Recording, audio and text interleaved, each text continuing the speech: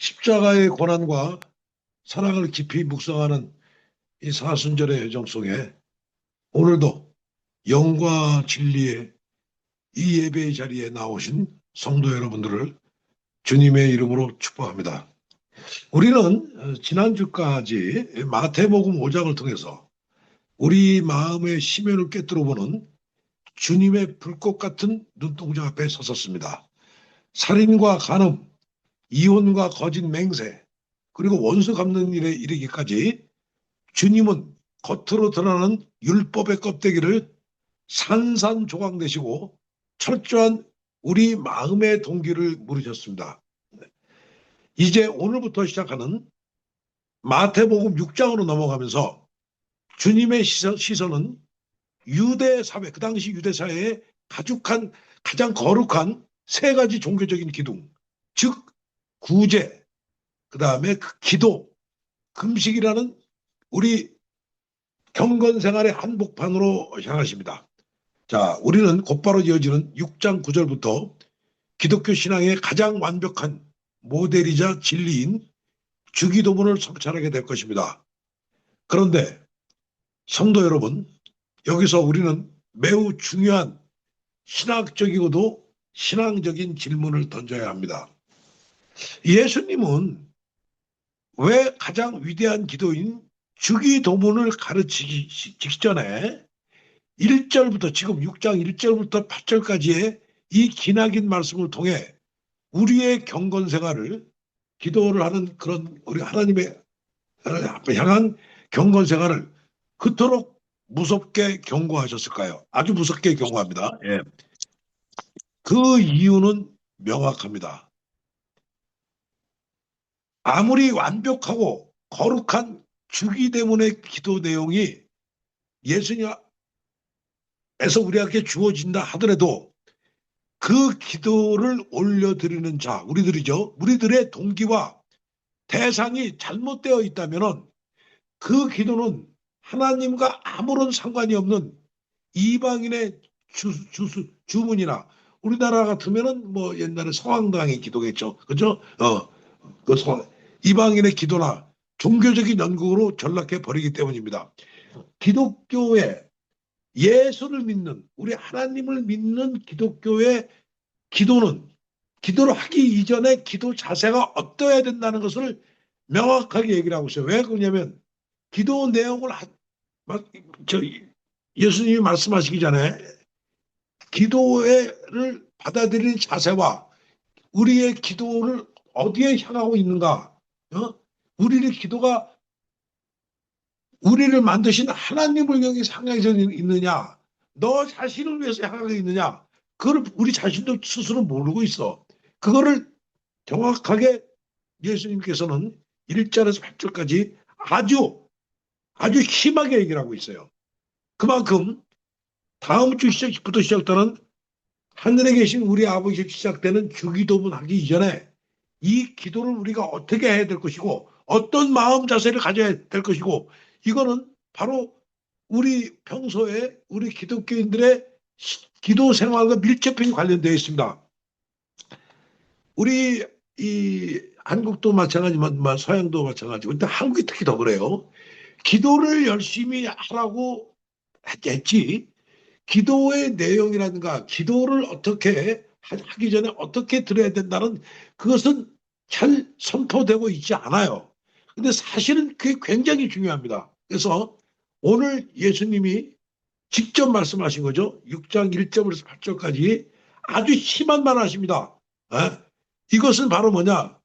기도하기 전에 아까도 말씀드렸습니다만 지금도 말씀드렸지만 기도하기 전에 기도인의 마음 자세가 잘못되어 있으면 기도는 하나만한 꼴이 된다는 것을 야구하고 있습니다. 자, 그래서 이것이 기도하기 전에 기도 자세가 안 돼 있고 기도를 향한 것이 안 됐으면 이방인의 주문이나 주술이 되는 기독교가 아닌 그냥 이방 종교 사이비 종교가 된다는 것을 얘기합니다.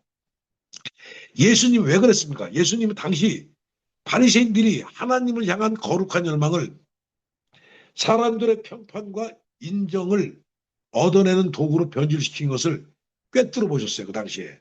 그래서 이 말씀을 드린 겁니다. 기도의 진정한 본질을 선포하시기 전에 기도의 대상이 오늘 제가 설교 제목이 나왔습니다만 은밀한 중에 계시는 하나님 아버지의 한 분뿐임을 영원 깊숙이 강의시켜야만 했던 것입니다. 우리 하나님은 눈에 나타나 있지 않죠. 우리의 은밀한 가운데 계시는 아버지 하나님 한 분임을 영원 깊숙이 강의시켰습니다. 그래서 2000년이 지난 지금 오늘에도 이 말씀은 타인의 시선과 SNS의 좋아요에 병적으로 집착하는 우리 도시 현대인들에게 진짜 신앙의 본질이 무엇인지를 묻는 우리한테 가장 뼈아픈 도전이 되는 오늘 6장 1절 말씀이 되겠습니다. 6장에서 8절까지 1절에서부터. 네. 자, 그럼 오늘 아까 이한수 지사님이 읽으셨죠? 오늘 선포된 4개의 성경 본문은 이 거짓된 종교의 가면을 벗겨내고 참된 신앙의 심장부를 우리로 인도하는 구약 신학의 완벽한 구속사적 통일을 우리 하나님의 구속사적 정의를 보여줍니다. 자, 구약의 사무엘상 16절 7절 읽으신 분, 기독교 신학의 대원칙을 선포합니다. 사람은 외모를 보거니와 나 여호와는 중심을 보느니 하나님은 화려한 포장지에 속지 않다고 얘기하십니다. 이 구약의 원칙을 이어받아 마태복음 6장에서 예수님은 구약의 전통을 받았어요. 사무엘 16절에서 예수님은 사람에게 보이려고 의를 행하지 말라면서 거칠에 빠진 종교 생활을 철저히 정지하십니다. 예수님은요, 제가 벌써 여러 번 말씀드렸지만 종교 생활을 싫어하셨어요. 아니 왜 기독교가 종교인데 왜 종교 생활을 싫어하냐? 우리는 기독교라는 종교를 믿는 게 아닙니다. 기독교 안에 있는 예수님의 말씀을 믿는 거예요. 종교가 아닙니다. 종교적인 형식을 아주 싫어했어요. 예수님은.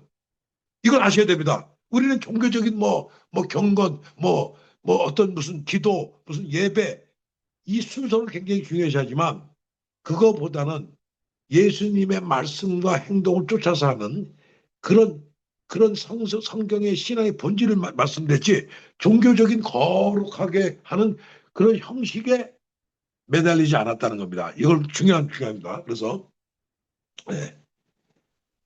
갈라디아 10장 1장 아까 읽으셨죠? 1장 10절에서 그 예수님의 심장을 소유했죠. 사도 바울은 자신의 영적 실존을 거치고 외칩니다.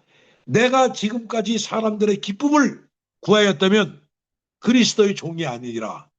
바울은 사람의 갈채가 아닌 하나님의 인정만을 구했습니다. 이것도 예수님이 말씀하시고 나서, 그죠? 20년 후에 사도 바울이 갈라디아에서 내서 말씀합니다. 예수님이 하신 산상수훈 말씀을 그대로 이어받은 것이 사도 바울입니다. 자, 그러면 우리는 어떻게 이 사람의 시선을 이겨낼 수가 있겠습니까? 그죠? 사람의 기쁨을 구하지 않는다면 마지막 히브리서 아까 읽으신 11장 6절이 대답해 줍니다. 하나님은 자기를 찾는 자들에게 상 주시는 이 힘을 믿어야 할지니라. 사람의 얄팍한 칭찬에 목마른 자는 은밀하게 행할 수가 없습니다. 그죠? 오직 은밀한 중에 보시는 하나님께서 사람의 칭찬과는 비교할 수 없는 하늘의 영원한 상을 주시는 분을 확신할 때 우리는 비로소 사람의 극장을 따라 하나님의 은밀한 골방으로 들어갈 수 있습니다. 오늘 설교 제목에서 말씀하셨듯이 이거 왜냐하면 사람의 칭찬, 눈에 보이는 사람의 칭찬보다는 하나님의 은밀한 영원한 상을 갖다가 우리가 그걸 깨닫고 우리가 그걸 믿어야 돼요. 그걸 믿지 않기 때문에 그걸 믿지 않기 때문에 그렇게 바깥으로 표출하는 그 사람들의 칭찬과 사람들의 이 존경을 자기들이 원하는 거예요. 자, 그래서 자, 본론 예수님의 지금 말씀입니다. 예수님이 6장 1절에서 선언하십니다. 사람에게 보이려고 그들 앞에서 너희 의를 행하지 않도록 주의하라. 그리하지 아니하면 하늘에 계신 너희 아버지께서 상을 받지 못하니라. 예수님이 아주 정확하게 말씀하고 계세요. 예수님이 직접 말씀하신 겁니다. 사람에게 보이려고 너의 선한 행동을 보이지 말라 이거야. 그렇게 하면은 하늘의 너희 아버지는 상을 안 준다고 얘기를 하고 있어요. 근데 이 말에도 불구하고 우리는 이거 무시하고 계속 내 앞에서 자기를 칭찬하는 거 이것을 계속 요구하고 있어요. 특히 기독교인들이 더해.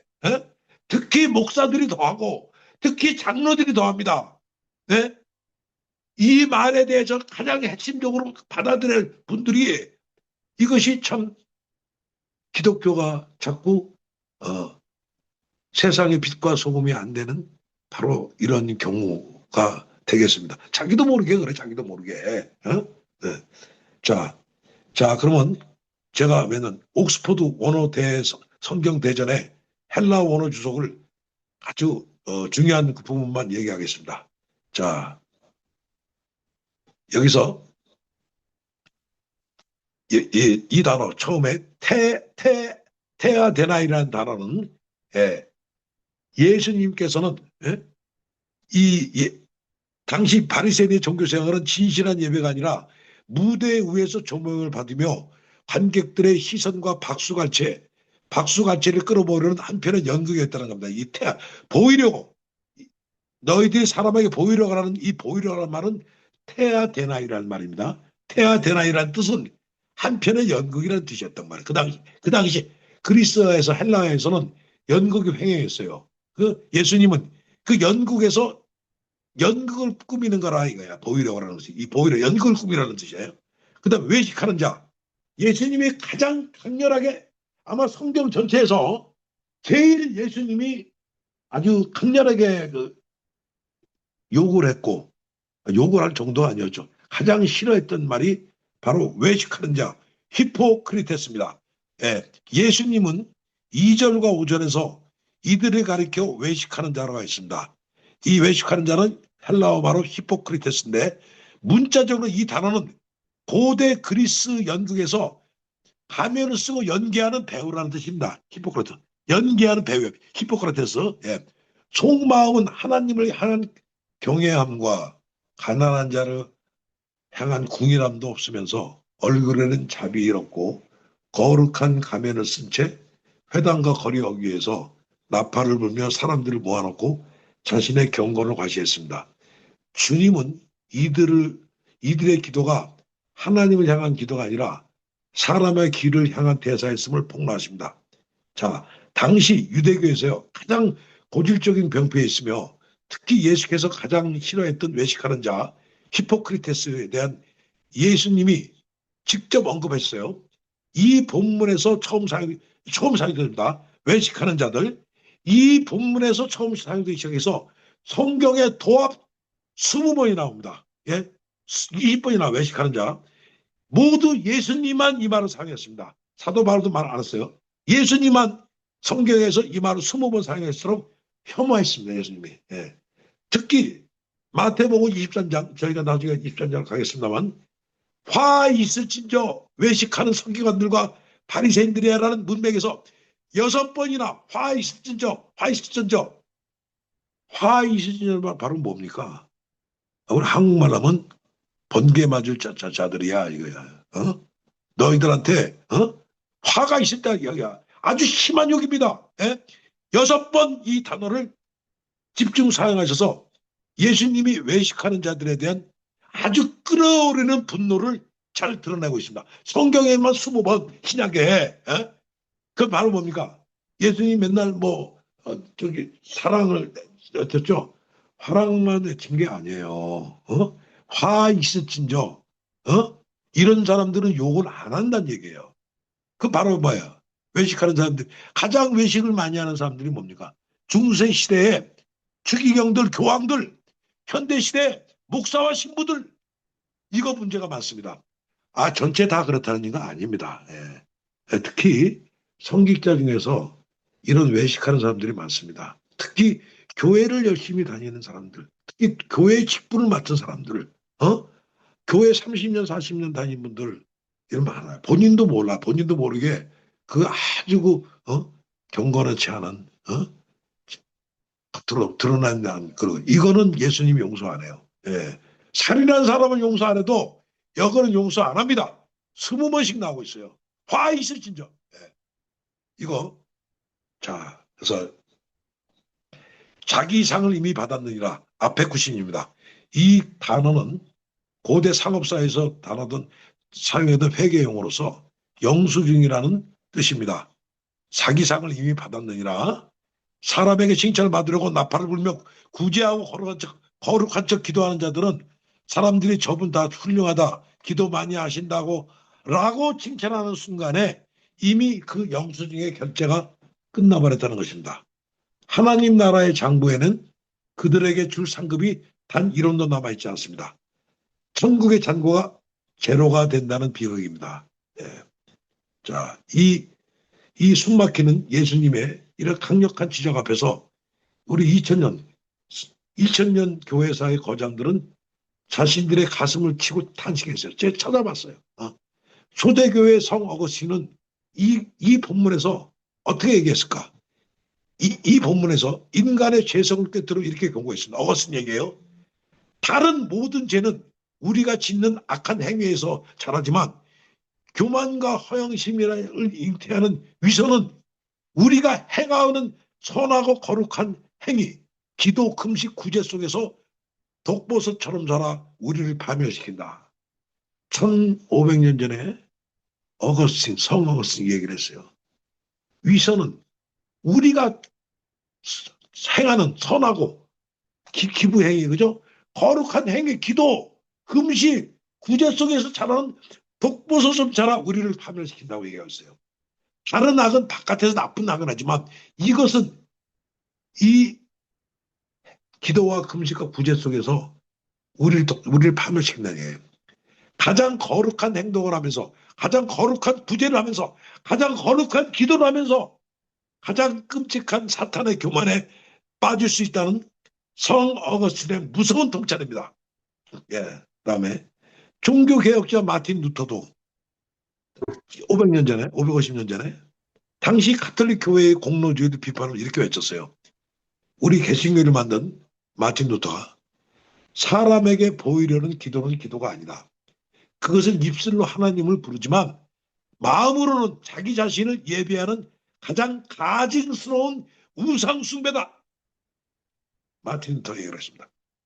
우리 제 설교에 많이 등장하는 영국의 위대한 설교자 찰스 스펄전 목사 이 2절 말씀을 강의하면서 우리 귀에 생생한 묘사를 내겼어요.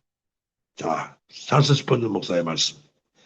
한 손에는 가난한 자에게 줄 동전을 한 입 주고 다른 한 손으로는 나팔을 들고 동네방네 자신의 선행을 불어대는 것. 이것이야말로 위선자의 가장 완벽한 포즈다. 하나님은 이런 자들의 구제와 기도를 철저히 외면하십니다. 자기 설교에서 분명히 얘기를 하고 있습니다. 네. 우리 20세기에 가장 최고의 강해 설교자 마틴 로이드 존스 목사도 산상수훈 강해 2절에서 바리새인들의 심리를 패부하면서 우리 영혼을 때린다. 이렇게. 위선자들이 궁극적으로 원하는 것은 무엇입니까? 사람들을 기쁘게 하는 것입니까? 아닙니다. 그들이 진짜 기쁘게 하고 싶은 것은 바로 자기 자신입니다. 위선자들은 자기 자신이라는 얘기야. 말만 겉들어. 나를 칭찬한다고 사람들이 나를 칭찬하고 나를 거룩하다고 우러러볼 때 느껴지는 그 짜릿한 자기만족. 결국 그들은 하나님을 도구로 삼아 자기 자신을 숭배하고 있는 겁니다. 우리 옛날에 누구랑 말씀 안 했지만 교회에서 어떤 목사님 설교를 참 잘해.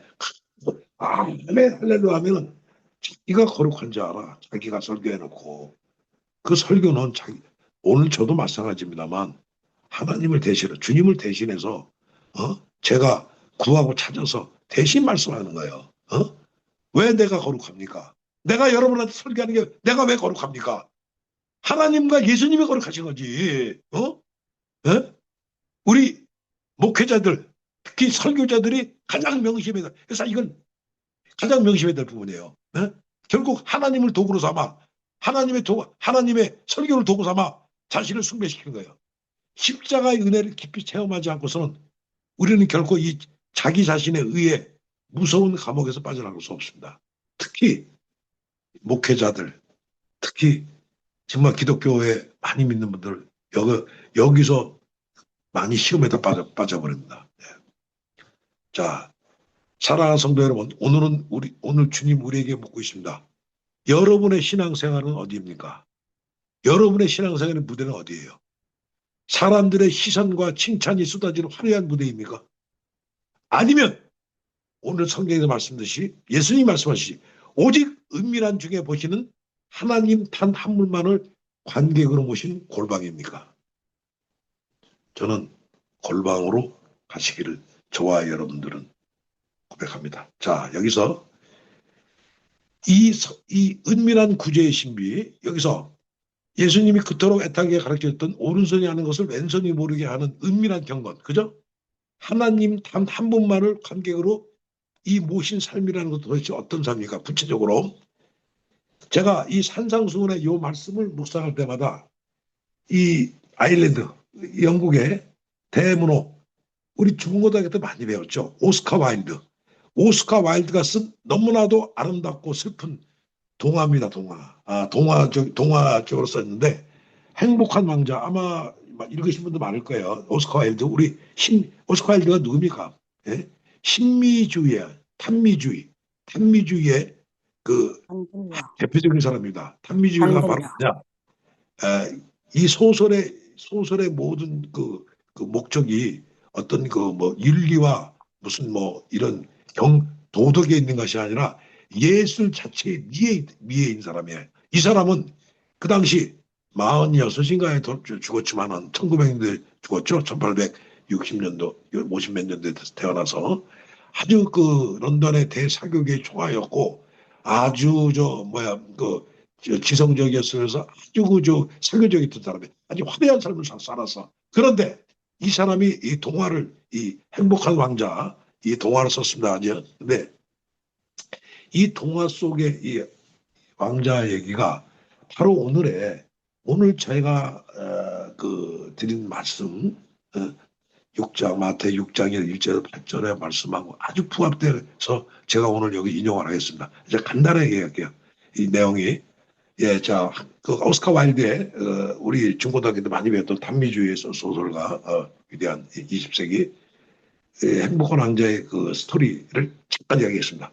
어느 도시의 가장 높은 광장 위에 온몸이 순금으로 덮이고 두 눈은 사파이어, 칼자루는 붉은 누비로 장식된 행복한 왕자의 동상이 서 있었어요. 큰 도시의 광장 한가운데 사람들은 그 화려한 동상을 우러러보며 찬사를 보냈습니다.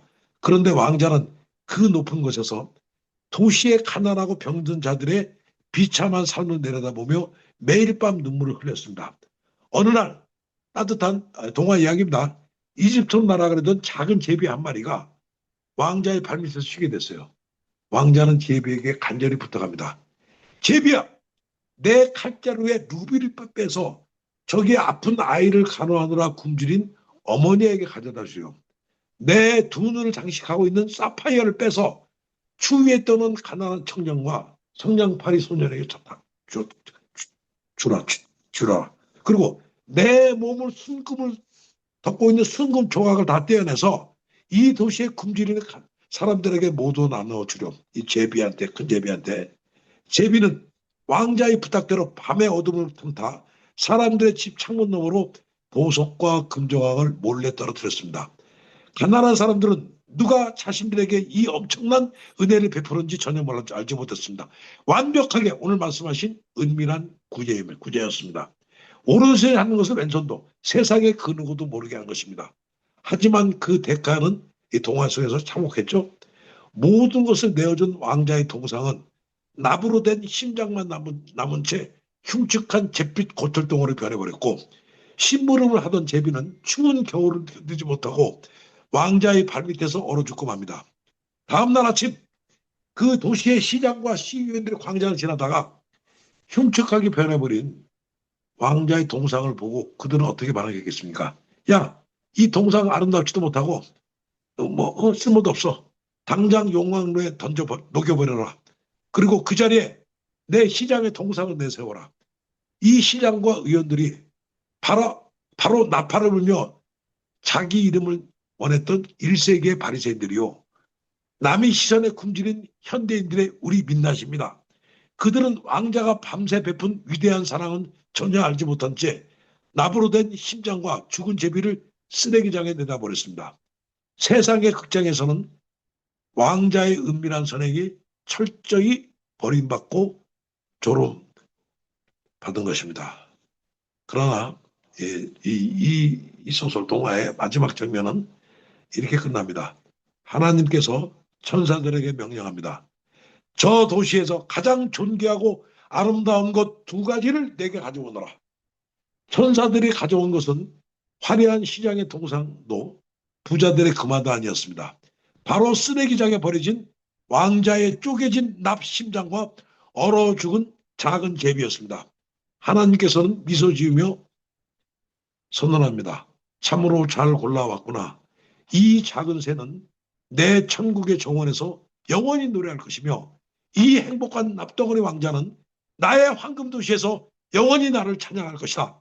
성도 여러분, 바로 이것입니다. 은밀한 중에 보시는 내 아버지께서 갚으시라. 마태복음 6장 4절. 세상은 나팔을 불지 않으면 알아주지 않습니다. 금빛이 버겨진 초라한 납덩어리 헌신은 쓰레기 취급을 받습니다. 그러나 우리의 중심을 꿰뚫어 보시는 하나님 아버지는 다 아십니다. 내가 아무리 아무도 모르게 흘린 눈물의 기도, 이름 없이 베푼 작은 구제, 알아주는 이이 없어도 묵묵히 쓸고 닦았던 교회의 화장실 청소, 세상의 카메라는 다 꺼져 있어도 하늘의 하나님의 카메라는 정확히 우리의 은밀한 헌신을 주목하고 계심을 믿으시기 바랍니다. 세상의 영수증이 발급되지 않아야 하늘의 창고에 영원한 상급이 쌓이는 것입니다. 자, 이제 말씀을 우리의 삶의 한복판으로 가져오겠습니다. 자, 우리 크리스찬들에게 이 말씀은 너무나 사실 실존적인 아픔으로 다가옵니다. 세상은 인식이 시대죠. 인스타그램, 페이스북, 유튜브, 온갖 SNS는 현대판 회당과 큰 거리 어깁니다. 사람들은 좋은 옷 입고 좋은 음식만 먹는 뿐이 아니라 자신이 얼마나 선하고 도덕적인지를 전시하게 바꿉니다. 이를 현대형으로 도덕적 과시죠.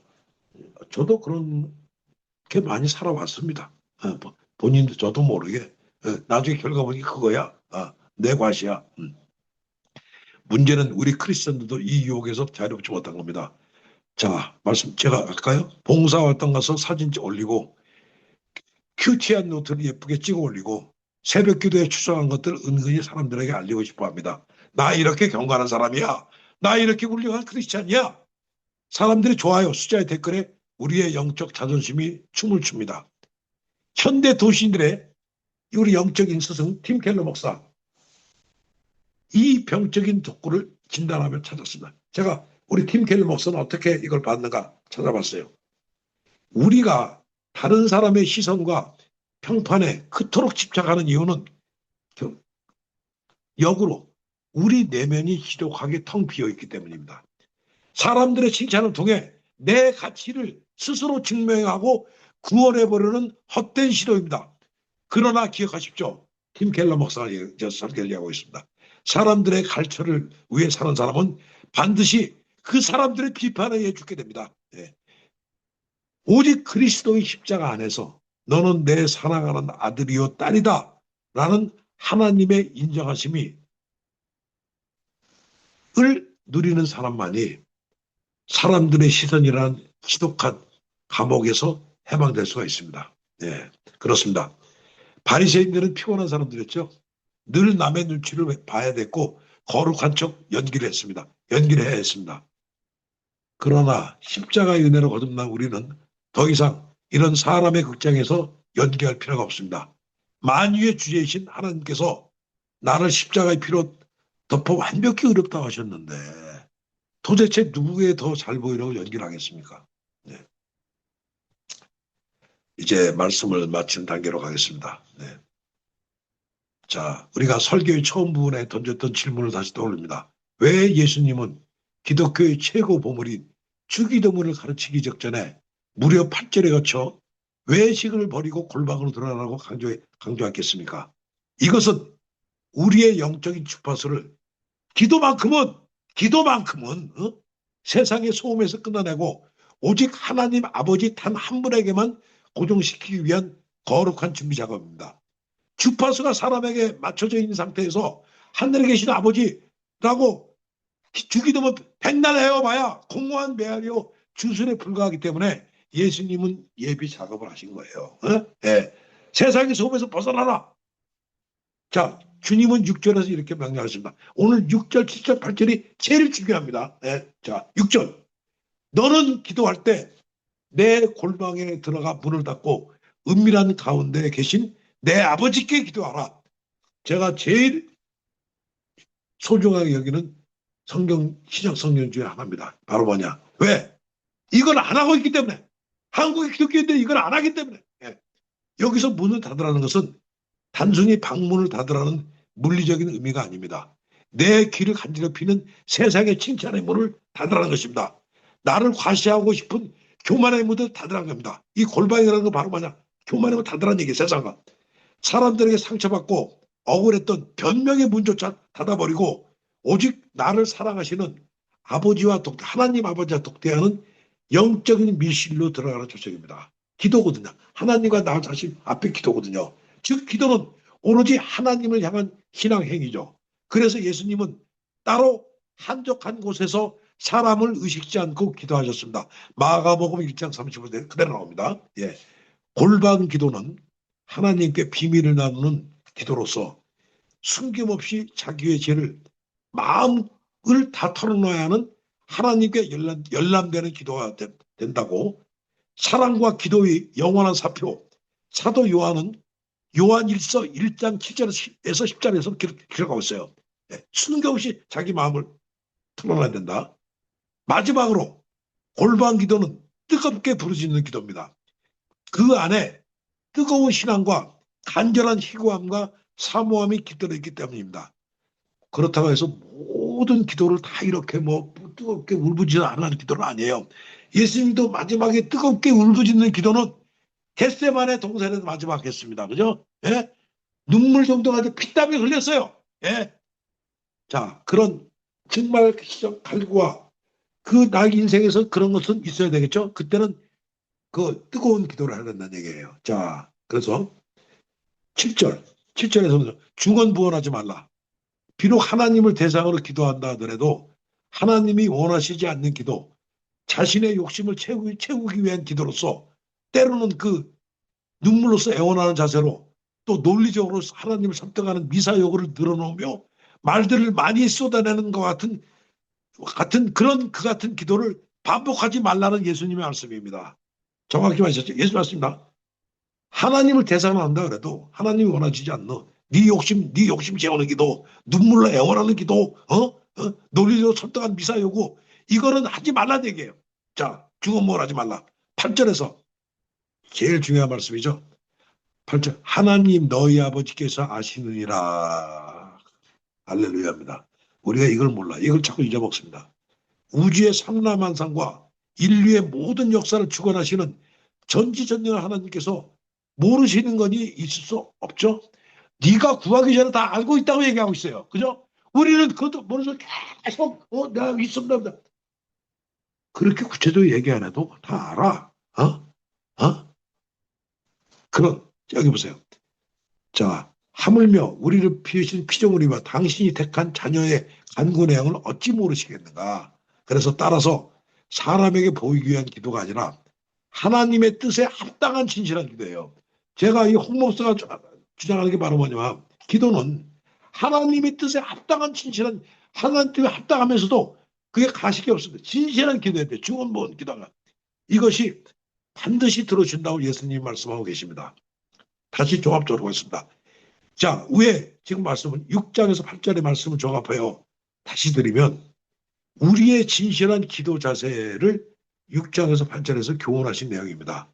즉, 온 몸과 마음을 다하여 겟세마네 동산에서 피땀을 흘리시며 기도하셨던 예수님의 기도 같은 집중력인 기도, 솔직한 기도, 뜨겁게 부르짖는 기도입니다. 세 사람들의 제자를 같이 데려가서 깨어있으라 하셨죠. 기도는 걔들 놔두고 갔어요. 제자 혼자서 겟세마네의 마지막 골반 기도를 드렸던 예수님을 따라가는 저와 여러분의 기도가 돼야 되겠습니다.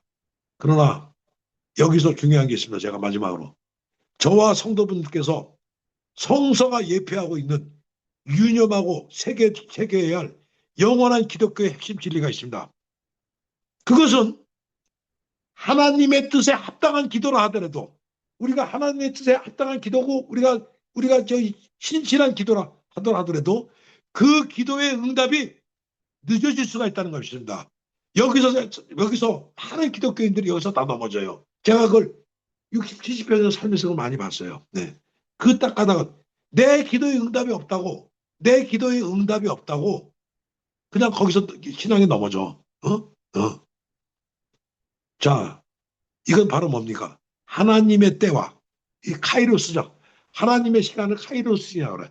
하나님의 이제 조금 유식한 말로, 희란 말로 하나님의 때 카이로스 시간과 사람의 때 크로노스의 시간이 일치하지 않기 때문입니다. 이게 대표적인 게 뭡니까? 하나님은 자신이 정한 가장 적절할 때 응답해 주시는 분을 기억해야 합니다. 그런데 이것이 때가 안 맞을 때가 있어요. 겟세마네 예수님의 마지막 피땀 흘린 처절한 기도는 응답이 없었어요. 예?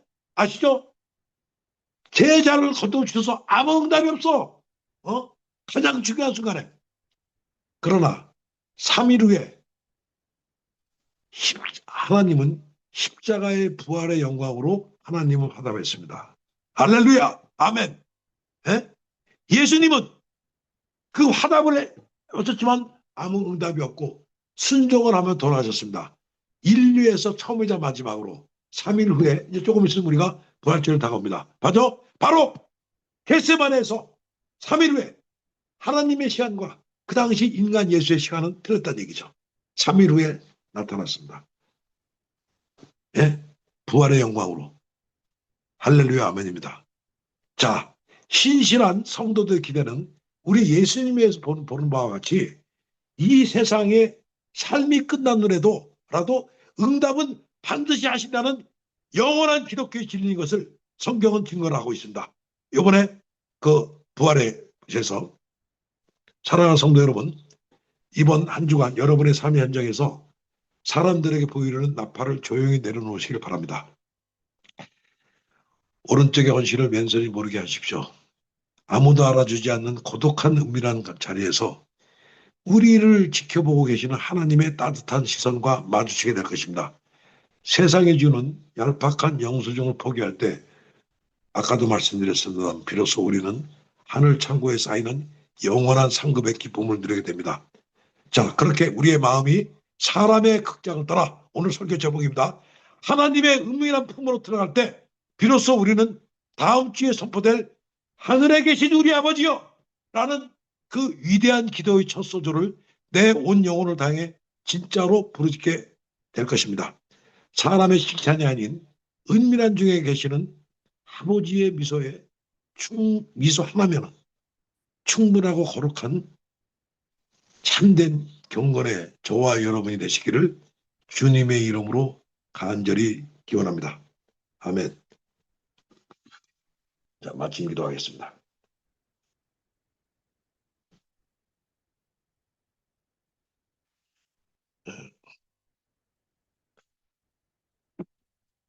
우리의 겉모습이 아닌 중심을 감찰하시는 거룩하신 하나님 아버지, 사순절의 이 깊은 은혜의 시간에 마태복음의 6장의 엄중한 말씀을 통해 우리의 병든 신앙의 민낯을 비추어 주시니 감사합니다. 주님, 솔직히 고백합니다. 우리는 그동안 신앙생활을 하면서조차 하나님의 영광보다는 사람들의 인정과 칭찬을 구했습니다. 내 이름이 드러나지 않으면 섭섭했고 남들이 알아주지 않으면 헌신을 멈추려 했던 얄팍한 바리새인이 우리 자신이었음을 고백합니다. 사람의 시선이라는 우상에 매여 연기하듯 살아온 우리의 외식을 이 시간 십자가의 보혈로 정결케 씻어 주시옵소서. 주님, 우리를 행복한 왕자처럼 빚어 주시옵소서. 나의 물질, 나의 시간, 나의 재능을 아낌없이 이웃을 위해 내어주시면서도 나의 이름은 철저히 감추고 오직 예수 그리스도의 이름만 남게 하옵소서. 세상 사람들은 우리의 은밀한 헌신을 알아주지 않고 무가치하다고 바랄지라도 은밀한 중에 보이시는 아버지께서 갚으시리라는 이 약속 말씀 하나로 충분히 기뻐하고 우리를 춤추게 하옵소서.